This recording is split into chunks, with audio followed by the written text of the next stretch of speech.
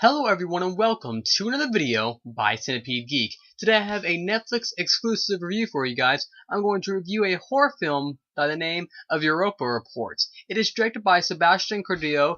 He is known for directing films such as Rage and Chronicles. Rage was in '09 and Chronicles was in '04. It is written by a guy by the name of Philip Galat. He wrote a film in 2011 by the name of The Bleeding House. Europa Report stars actors and actresses such as Christian Carmago and Beth Davids, Annika Morenica, Michael Novitz, and Daniel Wu. Now, as I said, this film is on Netflix. Now, by exclusive, I don't mean that the film is exclusively only on Netflix. I just mean that that's how I watch the film, therefore, that's the title of the video. So anyways, enough about that. Let's get to the plot of the film. What is Europa Report all about? Well, it's pretty much a science fiction horror film, pretty much a mockumentary sort of documentary. If you've seen films such as The Last Exorcism, The Bay, Atrocious, those films where they take that found footage concept and they make the film almost sort of like a documentary, where not only do they combine things such as film grain and documentary footage, but not only that, but also things such as news footage, and they combine all these things to where it makes you seem like you're actually watching realistic footage. I'll talk about my thoughts and opinions here in a second, but it's pretty much about the first spaceship to go into deep space. We have these 6 astronauts sent by NASA. They're going off to see if there are aliens out in outer space. What's the meaning of life? Is there somebody else out there? Are we alone? Those are the sort of questions that they want to ask, those sort of, life-boggling questions that people always want to know. So they go off to Jupiter to see if they can find anything. And they pretty much, and then it's kind of about their, course of events, them trying to survive as with radiation. And that's kind of the plot of the science fiction horror film by the name of Europa Report. Now, what did I think of the movie? I absolutely loved this film. I love this film for many reasons. Let's talk about some of the standout performances. One of my favorite people in the film is a girl by the name of Beth Davids. She was great in the film. She was actually one of the people sitting in front of the desk talking about, this is what they did there. This was the accomplishment they made. She was great in the film. I loved the way she talked. I loved the way she portrayed her character. And she was just really, I liked how, she had a very, I guess you could say, a very smart sort of scientist way to her character, and she was really cool just to watch on the TV screen. I also enjoyed Dan Fogler's performance. He is recently known for being in Hannibal. I liked him in the Hannibal television series on the NBC channel, and he was really good in this. His character actually was a scientist, and most of the time when he spoke, there was like radars in the background. He talked about how, the water on Jupiter, if there was any organisms or any sort of other life forms in the water. Dan Fogler played a great role. Really seemed like he knew what he was talking about. And what made this movie so interesting was that the movie actually seemed realistic. My third favorite character in the movie was an actor by the name of Michael Novitz. He is a Swedish actor from Stockholm in Sweden, and I really like Michael Novitz's character. He was really cool. Major spoilers coming up. He was actually one of the last people to survive, I believe. He was actually, there's only 2 people left, and before the entire rocket vessel sinks into the water, and you see the big creature at the end, big spoiler right there. Michael Novitz is the second to last one to be killed off. I don't know what it was about him, but he just had, I guess you could say, a cool sort of persona about his character that overall I just really enjoyed.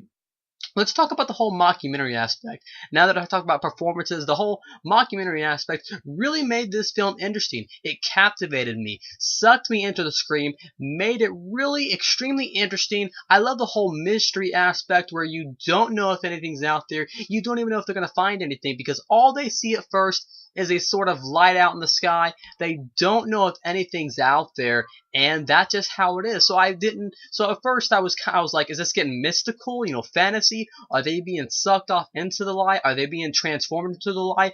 Those theories are way out, but those are the sort of theories, that was the sort of mythology I was giving the film before I actually saw the creature at the end, and the light was actually just on the end of the tentacles, or on the end of the pores of the huge looking, it's sort of like a huge octopus looking creature If you've seen the IFC film titled Grabbers, it looks sort of like that.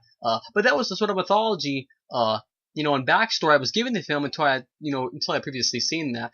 The mockumentary sort of style really works for this film. If it was done, I believe that it was done, in the sort of, regular film style, it may have not have worked as well. But the found footage mockumentary style combined with both film grain and sometimes there's this, sometimes there's not, news footage, it really works, making the film just an overall interesting time, giving it that sort of, like as I said earlier, giving it that sort of mystery element that the film needed, and it deserved just in its full, great manner. And I like that a lot about the film.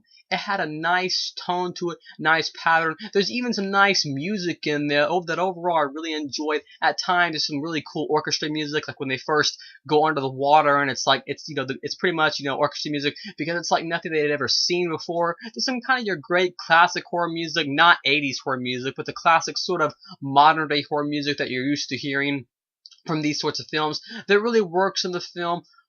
And what the film does, it has a great build up. It builds up to the very end, and honestly, most of the people in the film don't even die by the creature. Most of them either just sink off into the ice or just get stranded off in space. You don't even see the creature till the last few seconds of the film. That's what I loved about it.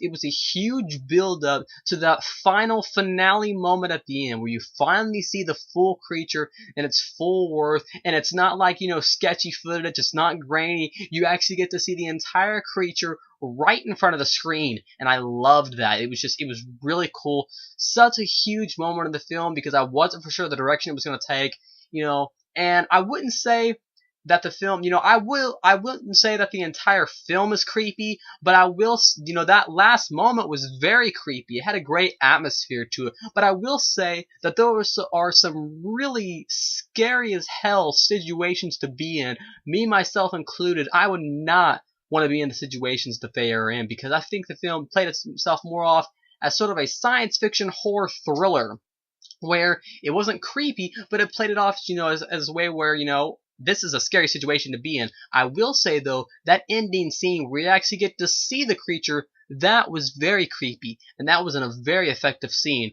that I really enjoyed. Overall, a 5 out of 5 stars for the Netflix film by the name of Europa Report. And as always in my Netflix exclusive reviews, let's head over to my TV and I'll show you guys the film. And as you can see, the film is currently on Netflix. You can see the plot consensus, the rating. There's not really much blood in this film at all, if any blood, honestly. But you can see the whole PG-13 rating, the hour, category, director, cast. But I just like to show that guys to you. That way you guys know that it is on Netflix. And of course, you can always give your film a star rating, and you can see my 5 gold star ratings since I enjoyed the film that much. You can also see the year it came out and the year of 2013. Anyways, just wanted to show that guys to you. And once again, thanks for watching another video by Centipede Geek. Make sure to like, comment, subscribe to my page below, and I'll see you guys later with more Netflix exclusive reviews.